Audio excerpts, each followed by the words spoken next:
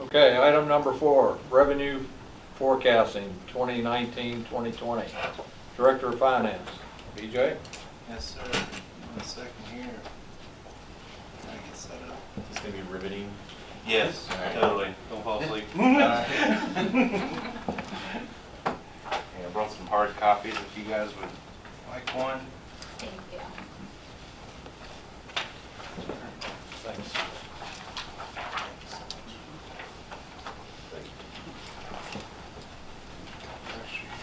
Just say that it like increases by 70%. Oh, I can go that route if you want. All right, so we've been doing this, I think this is our 3rd year of doing revenue forecasting. Council requested a separate revenue forecast and also to be incorporated with our budgets. As Joe had stated there before, we plan to have the budget to town council by February 1st, proposed budget. These revenue figures should tie right into the budget, so this is kind of the start of our budget discussions. Let's see here. Forecasting factors, risks and assumptions. Forecasting is not a precise science, it's a useful tool. Commonwealth of Virginia revises their revenue forecasts multiple times a year. The methodology that I use relates to specific revenues being forecasted and is individual for each revenue. I use baseline, historic trends, current policies, assimilating data accordingly, our current rates, institutional knowledge, assumptions about future conditions. I also use information that I obtained from like the VML Finance Forum. The Senate Finance Committee did a very good job of presenting their revenue forecasting, and I tied it in with some of our figures. Only revenues received from outside sources were forecasted. Data used in forecasting is collected from many different internal and external sources deemed reliable and appropriate at this time. So moving right into kind of the front here, real estate and property value, real estate property values and rates. Previous reassessment was effective in 2015. We do the Commissioner of Revenue's Office does the reassessments every 4 years. So the new assessment will be in effect in 2019. The blue line here represents the approved tax rate. Tax rate was lowered in 2007 through 2010 due to the changes in assessment values. The green bars represent the assessed values. The increase in 2014 for real estate taxes was allocated for funds for the Police Department headquarters, Main Street Extension, and Leach Run Parkway. We increased taxes 2 cents, and then a third of that 2 cents was broken down into those projects. The increase in 2017 was a ½ cent and allocated directly toward the Police Department headquarters. Weldon Cooper's Virginia's local tax rates for 2017 taxes show that the median real estate tax rate for a Virginia town is 18 cents per $100. The town of Front Royal's real estate tax rate for 2018 was 13.5 cents per $100. So we were 4.5 cents lower than the median, according to Weldon Cooper. Estimated values for 2019 real estate assessment. This comes from the Warren County Commissioner of Revenue's Office. Our current value of town property is $1,215,477. Not one. I apologize. $1,215,477,000. So our estimated revenue, if we were to leave for the at the current rate, or current property value, estimated revenue of 13.5 cents is roughly $1.6 million. 2019 estimated value, so we're increasing roughly $183 million.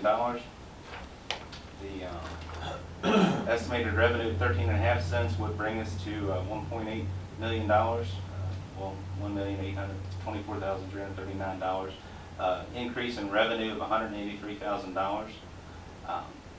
The tax rate to equalize is approximately 12.1 cents per $100. Just note that the revenues that I've listed above do not take into account the land use exemptions, elderly and disabled exemptions, or veteran relief. Some localities are experiencing a higher number of veteran relief. The town of Front Royal, I think we currently have about 7. Warren County is experiencing a pretty big increase in that. The veteran relief is a state mandated relief. Any question there?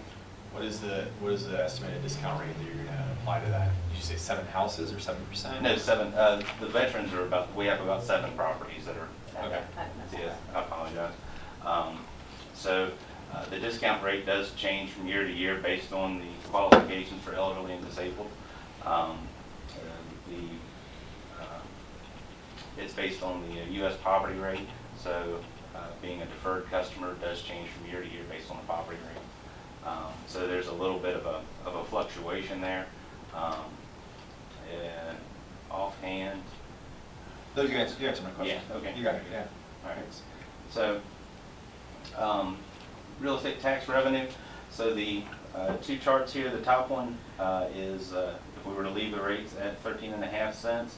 Bottom one is this, if we were to equalize rates, to give you a comparison there. The 2017 increase in revenue was due to an increase of the police department, that we allocated the 0.5 cent. I've included figures based on new development, history of collection, and the increase we expect to see over the next few years. So just looking here roughly, 2019 projected, if we were to leave the rate at 13.5 cents, it would be roughly $1.8 million. Going down here to the bottom, where the rate was to equalize, it would be roughly $1.6 million.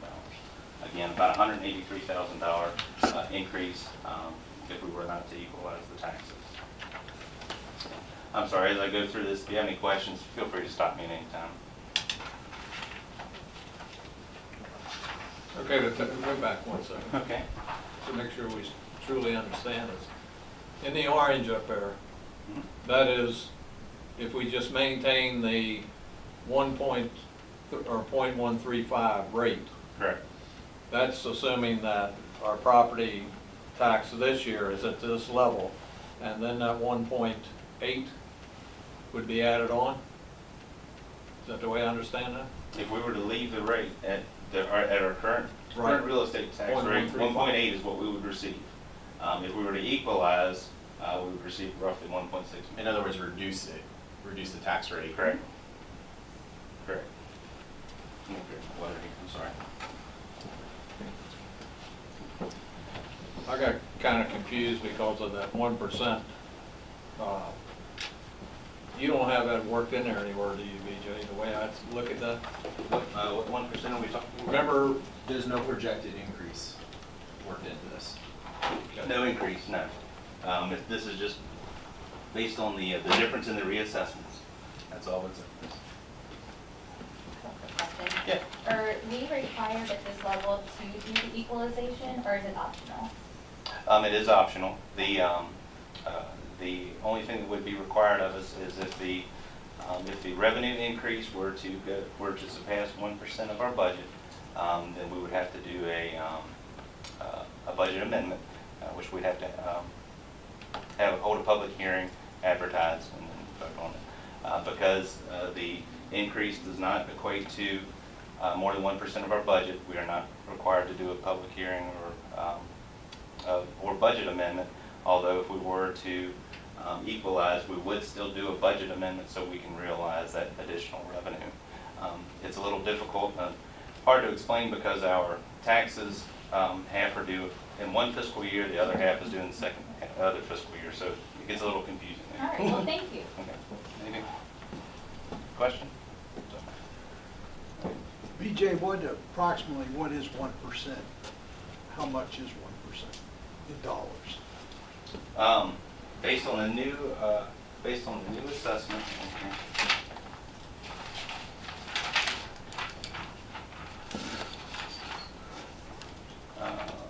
So based on the new assessment that'll go into effect, 1 cent or 1%, I guess, is $135,000.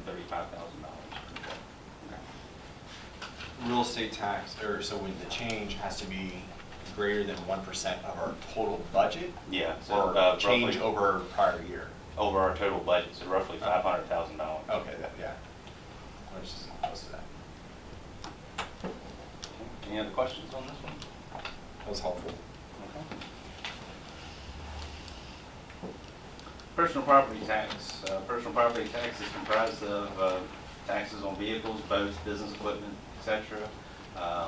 We also consider the vehicle license fees, also known as decal, as part of it. Well, they have separate line items, I'm sorry. And the personal property tax relief that we received from the Commonwealth of Virginia. So kind of going through here, personal property tax values, total personal property tax in which the town assesses personal property has increased over the years. This graph shows the values from 2011 going up to 2018.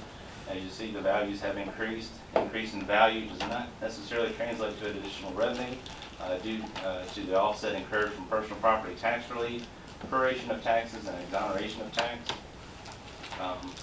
The purchase a new vehicle, that will obviously increase the values. Tangible equipment from businesses included in property values will increase our values. If you trade, if the property owner trades, sells, or just happens to get rid of the property, then that would have an exoneration or a proration depending on when they got rid of the property during the year. That's where the exonerations come into play. So what we assess necessarily in April of each year is a value, but going throughout the year, we're going to have exonerations come in periodically. Rate of growth is greater from 2015 to 2016, a rate of 4.8%. Average growth rate from 2011 through 2018 is 2.9%, and the growth rate just going from 2017 to 2018 is 3.7%, or 3.37%. So values are steadily increasing.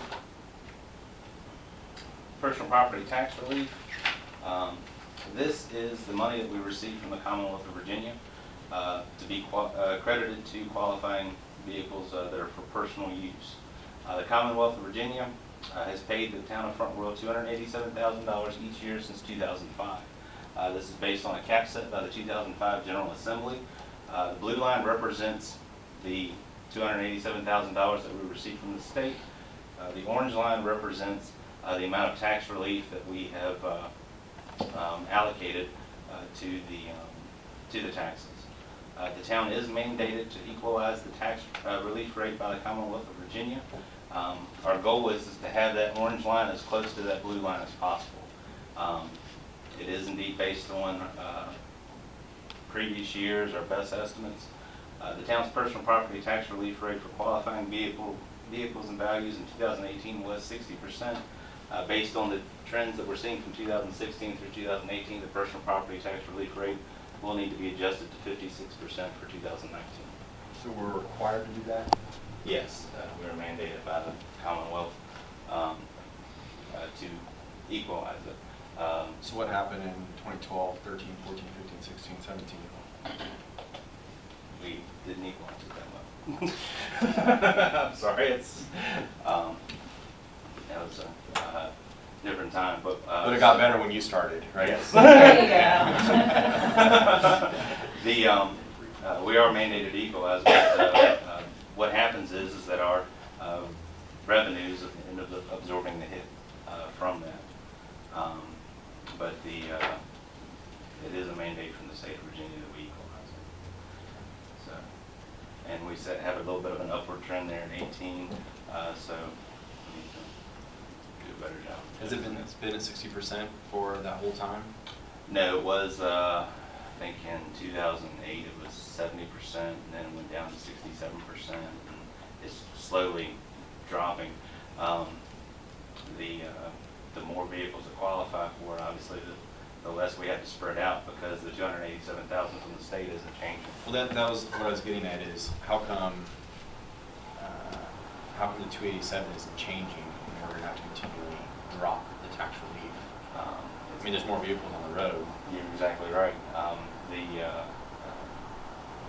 The General Assembly from 2005 still remains into effect. It would be something that they would have to change to allocate more money to the localities for personal property tax relief, and the state has not done that. So That's something that we would go through our delegates to ask a question about, Doug? Yes, I think the localities, Virginia Municipal League, VACO, Virginia Association of Counties have asked that rate be adjusted every year, and the General Assembly in its infinite wisdom has decided that the state needs the money more than we do. Yeah. So just Well, I feel like if that's going to be the case, I feel like there could be some. I'm just thinking about like the electric comments that we had last week. That there could be some education around this. The fact is that the personal property tax relief is not coming from the town necessarily. It's coming from the state, and we expect it to continue to decrease every year, which is what it's doing. That's correct. Because in a few years, we're going to be talking about this more at 50% or less. Yes, sir. You're exactly right. And I can certainly work on creating some sort of public comment or public. It doesn't, I mean, obviously it doesn't have to happen tomorrow, but I'm just saying, Yeah. we're going to keep dealing with this. And it's not, as Doug said, it's not just us. I mean, all the counties are experiencing the same thing. Warren County does the same thing every year as well. Anything else? So personal property revenue as a whole, kind of. So the on the left-hand side, you see our personal property tax relief. Orange is our personal property tax going by the years, and our vehicle license fees, the decals. Personal property tax relief, like I said, is received from the Commonwealth of Virginia, remains consistent. Personal property tax has remained rate has remained the same from 2011 through 2018. The increase from 2016 to 2017 was due to the equalization of personal property relief as mandated by the Commonwealth. That's why we see kind of the upswing in our revenue there. You see our personal property tax relief from 2012 up to 2016 was decreasing. After the equalization, it's kind of stayed semi-level, but it's a little bit of an increase. Personal property tax revenue is anticipated to continue to increase based on trends and expected development. The expected development equates to more tangible business furniture, business equipment going into play. Business professional occupational licensing. This is the business license revenue. So the spike seen in 2016 is associated with an effort made by the Department of Finance and the Department of Planning and Zoning to collect on delinquent business licenses that had not properly obtained their business license. There was a slight decrease of about 2% from 2017 to 2018. I feel that this is partially due to several new businesses taking advantage of the town's tourism incentive program. Projections account for additional business being conducted in town within the next few years and new businesses outside of the tourism technology zone being constructed. There is greater growth expected for B-Pole after 5 to 10 years when the exemptions expire, moving into 2023-28. Although 2018 saw a slight decrease in growth of B-Pole, revenue is forecasted to continue to grow at this time with anticipation of new businesses. Questions there? Meals and lodging tax. Number of meals tax accounts from 2016 to 2017 increased by 7. We went from 82 to 89 accounts.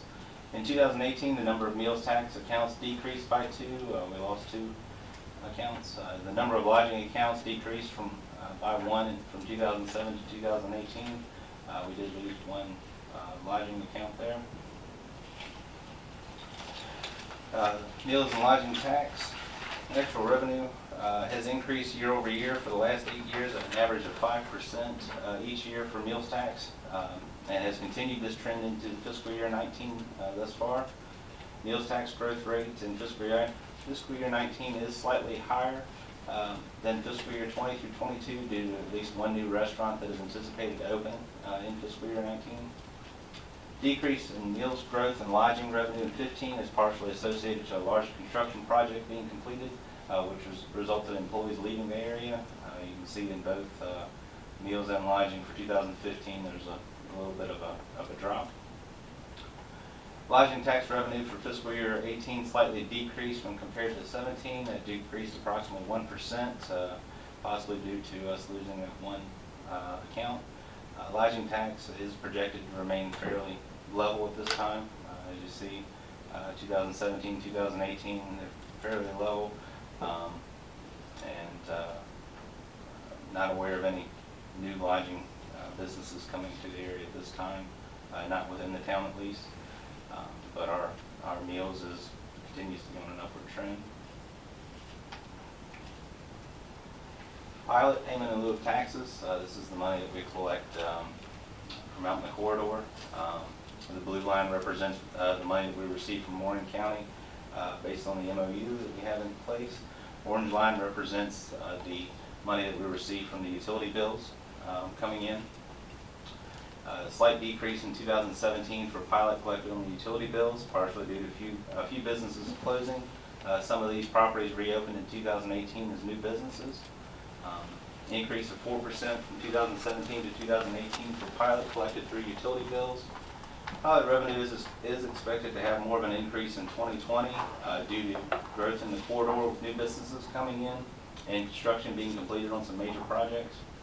Pilot revenue received from Warren County for the collection of meals tax shows an increase of 1.2% from 2017 to 2018. Lodging tax shows an increase of 8%. The trend seen with Warren County's pilot is the opposite trend observed for meals and lodging tax revenue from businesses located within the town. The trends within the town limits show a larger increase in meals tax and lodging tax remaining level.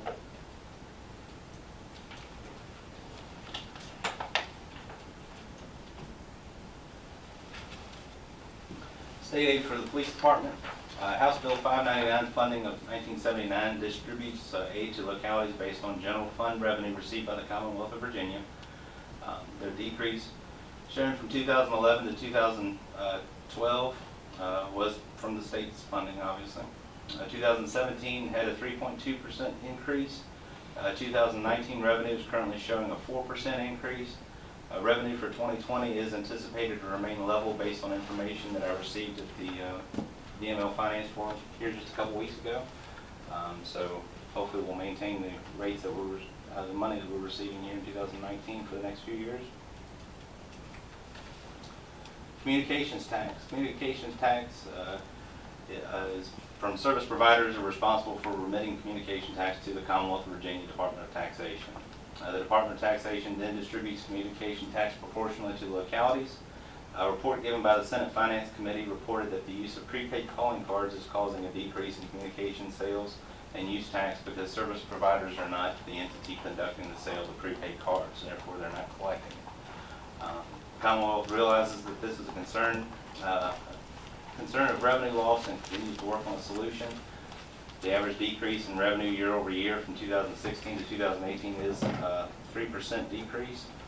Currently, 2019 is trending a 6% decrease when compared to 2018. Revenue received from the communication tax is anticipated to decrease until the Commonwealth of Virginia makes a change to their collection policies and procedures. This was discussed at the VML Finance Forum pretty heavily. Communication tax is not a major component for us. I mean, it's a decent sized component for our general fund, but other localities are much more impacted by this, and it's kind of across the board for Virginia. Like I say, the prepaid calling cards is kind of the point of contention because the local retailers selling the calling cards are not collecting the communications tax. Any questions there? Bank stock tax. And this is a fun one. Bank stock tax represents 2% of the town's fiscal year 19 general fund budget and 0.5% of the total budget. It's calculated based on reports sent to the Commonwealth of Virginia by the banks. Disbursements are then made by the bank directly to the localities. The amount is based on taxable value of shares of stock in any bank located in the town. Federal credit unions and thrifts are not subject to bank stock tax. Bank stock tax is difficult to predict because a small number of bank accounts may reflect a substantial amount of the bank's share of stocks when calculating the bank stock tax. Fiscal year 2018 is a peak for at least the last 14 years. History shows that there's usually a peak followed by a valley, so revenues have been forecasted to decrease similar to the amount seen in 2015 and 2007. Sorry, it says 2017, but it's 2007. With a slight increase thereafter. As you see, like I say, it goes up and down. That is one of the harder ones there. Sales tax, Virginia Department of Taxation distributes 1% of the sales and use tax collected to the locality, Warren County, where the consumer purchased or used the tangible personal property. Warren County then remits a portion to the town based on school enrollment. A spike in 2013 that we see there is associated to attributed to a major construction project in the area. Once the project was completed, the revenue returns to normal. That's why we see the drop. 2018 shows a slight decrease when compared to 2017, as was predicted by the Commonwealth of Virginia's forecast. December 2018 figures show a 2% increase when compared to the same time period a year ago in 2017. At this point, I'm projecting a slight increase for 2019-21 based on the Commonwealth of Virginia's forecasted increase of 2.8% and a new development projects around the area.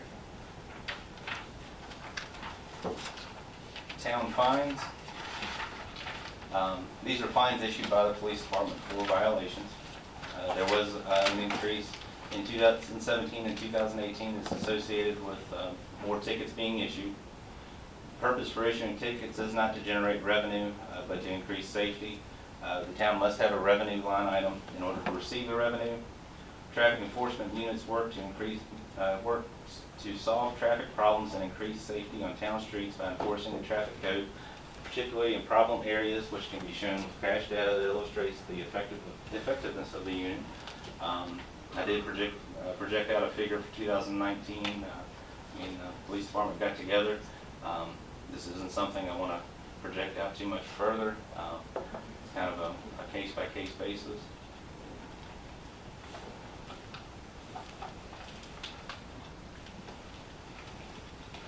Visitor center income.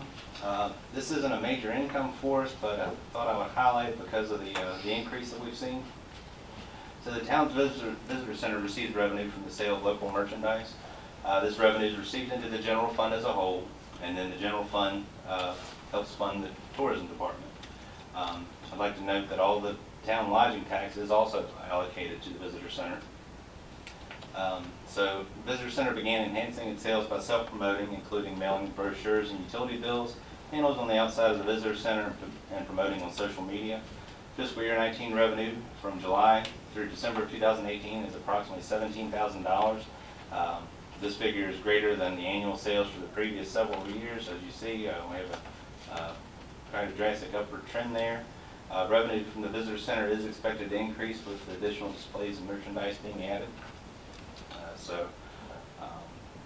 In 2010, we were about at $15,000, and as you see, we're upward of $25,000 here projected for 2019. Streets construction and maintenance revenue projections. So the town receives funding from the Commonwealth of Virginia for street and maintenance operating costs.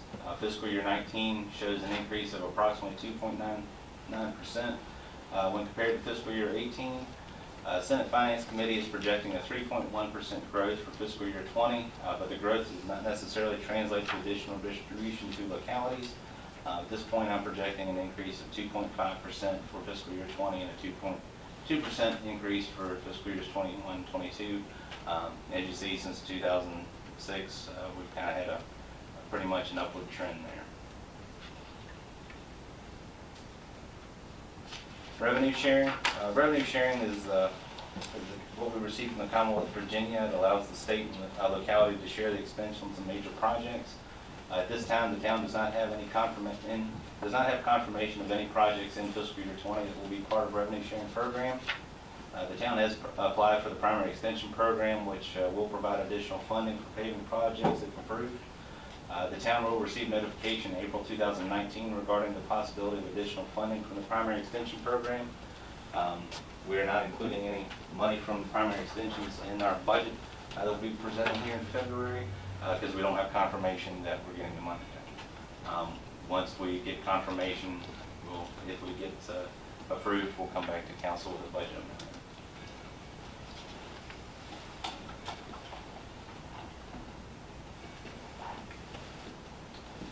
Electric current sales.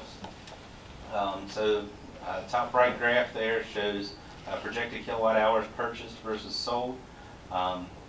The blue line, sorry, cut that off there. Blue line is the amount of electric to be purchased from AMP Ohio, what they're kind of projecting. Orange line represents the amount of sales. Sales will always be lower than the amount of purchase due to line loss. AMP Ohio's projected sales, like I say, for forecast for long-term sustainability has been incorporated into the revenue forecast, as well as anticipated construction of new properties, normal weather conditions, and current electric rates. Electric revenue directly relates to the amount of cost of electric purchased by the town and the amount used by the consumers. Fiscal year 19 revenue from electric is currently tracking on targeted budget amounts. The bottom right here is electric current sales. That is our revenue from the sale of electric.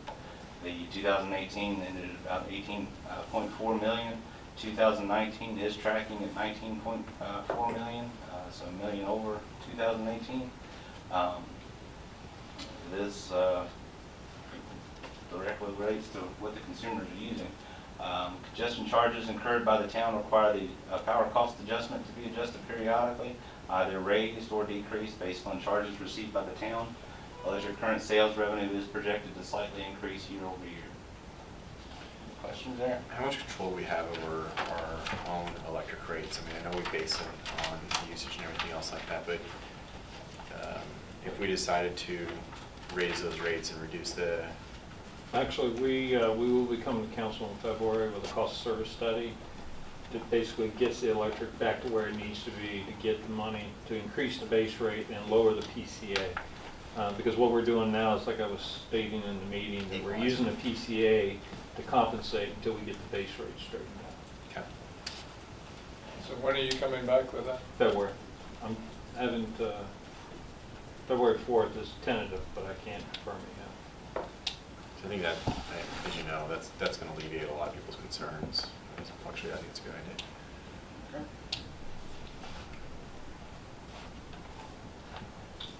Gallons of water sold and rates. So on the left there, top left, is the gallons of water sold.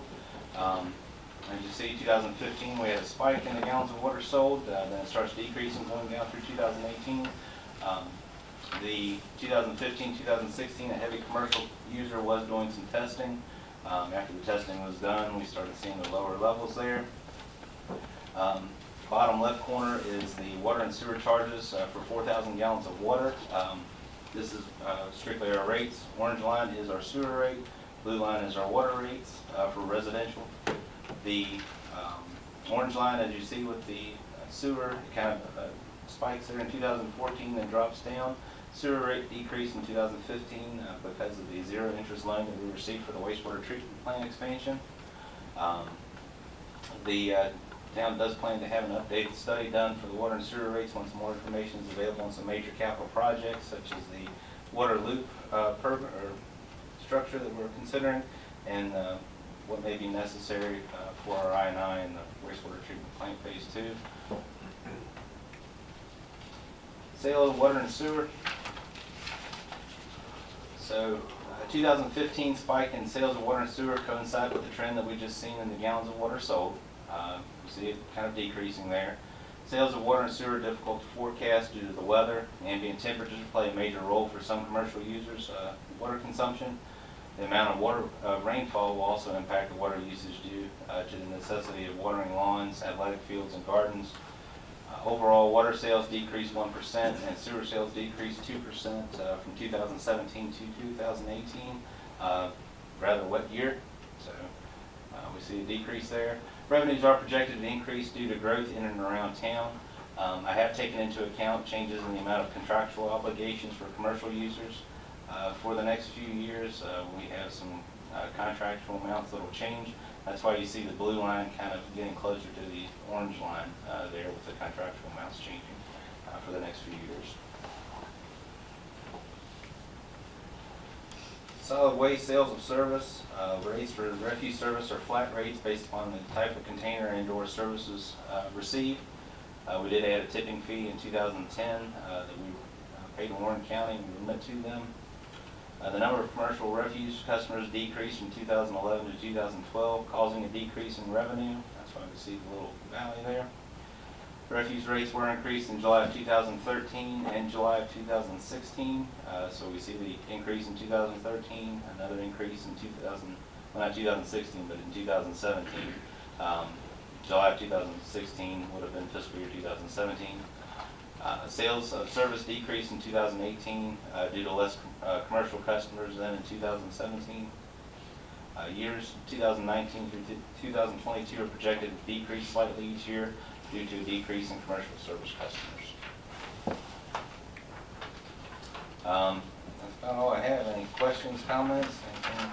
Last page does show the details if anybody's, well, I must not have it on this slide, if anybody's interested in seeing the breakdowns and some more details, but I'll be happy to answer any questions you may have. Thank you. Yes, sir. How accurate, and I'm sure I could probably look this up, but it's easier to ask you, how accurate have your forecasts been in the last few years since you've been doing this to what we actually came out?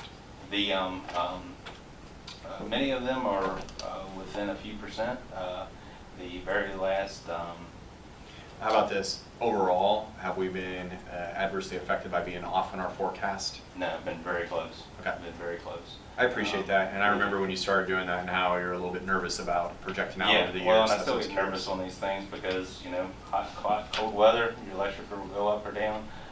But I've come very close to these forecasts and I'm very proud of them. Well, I mean, I think the thing that I'm more, I mean, we can't do anything about the water and electric, I get that, or the sewer and trash, but, you know, mills tax, property tax, forecasting where we're gonna be in those kind of, as we're looking at our expenses increase, I think makes a big difference, so. Yeah, I appreciate you putting that out a few years and trending where we are.